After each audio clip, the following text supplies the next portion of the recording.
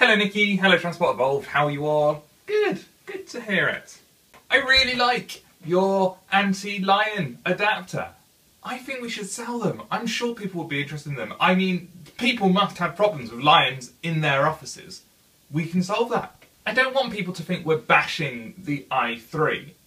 There are lots of people who like the i3 and there are lots of people who think the i3 is a wonderful car, and that's absolutely brilliant. I think my biggest issue is that they've come in at the tail end of all of this and they supposedly have done all the research, and all the research says what EV drivers have been saying for the past years, longer range, blah blah blah, and then they've not done it. And I'm getting annoyed with manufacturers who are coming into EVs this late in the game and they're just doing the same thing. Volkswagen is another one. Why aren't any of them pushing the boundaries? And I suppose that's what really infuriates me the most. Battery swapping for business? Yeah, I like your idea that it's just another package for them to be lugging around and one that just happens to give them power. That really makes sense, and I can see it working in limited applications like that. It makes sense. On a wider scheme for the general public, not so much. Leasing vehicles is a really interesting one, and car share is a really interesting one, and I think there's a couple of reasons why we're never going to quite get there. The first one is it requires a dismantling of an already well-established business. And I'm not just talking about one business, I'm talking about a whole industry. So massive amounts of jobs, massive amounts of redundancy, and no government is ever going to do that. In the case of car sharing, leasing, suddenly all the dealers have to change because they're no longer marketing to people. Suddenly all the service centres have to change because they're not dealing with the public anymore. The other issue I have with it is it becomes communal property, and as a species we're not very good at communal property. If you look at a block of flats, you own your apartment, but the hallways and things are communal.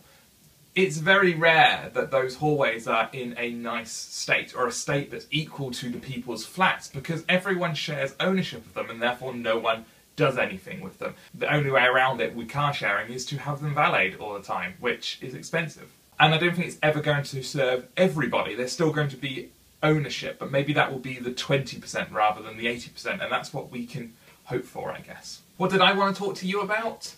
The future. Are we living in the future? And I think we are. We're living in an age where we've got electric cars, which is absolutely insane. They make cool noises when you drive along. That's absolutely brilliant. I've got my phone, which is I'm currently recording this on, can talk to my car, tell it to charge, and now, on a story that you wrote today, you can do that from your watch. I'm looking at my wrist as if I wear watches. I don't wear watches, but that's amazing. Problem is it does open you up to interesting areas. If that watch gets stolen, suddenly your Tesla, which is what the watch was controlling, is open to anyone just nabbing it. I suppose they don't have the key, so it can't drive away.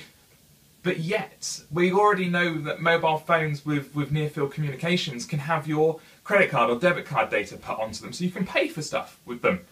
That's brilliant. But maybe the next version of the Pebble Watch will have something like that, so you don't even need your Tesla key anymore. It becomes your key, which is wonderful in one sense, but incredibly dangerous in another, because you're introducing another point of weakness in a system. But it's very cool. And where is this going? We've already seen people use Google Glass to have a heads-up display, again in their Model S. Seems a lot of innovation around the Model S. There is. You've got your Leaf Scan, Leaf Spy app thing to tell you exactly how far and how much power is left in your car, because the displays in the Leaf aren't brilliant. And this is a result of devices becoming computers. So my phone isn't a phone, it's a computer that can do phone calls. The Pebble Watch isn't a watch, it's a computer that can tell the time.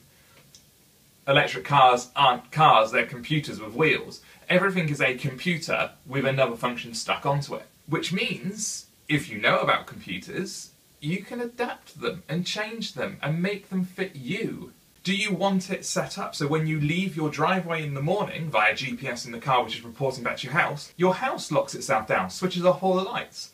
When you're coming home and you get within 5 miles of home on a weekday, it switches the oven on, which you've put a casserole in. Or the lights come on, or the heating switches on, so you're only heating the house when you're about to get there.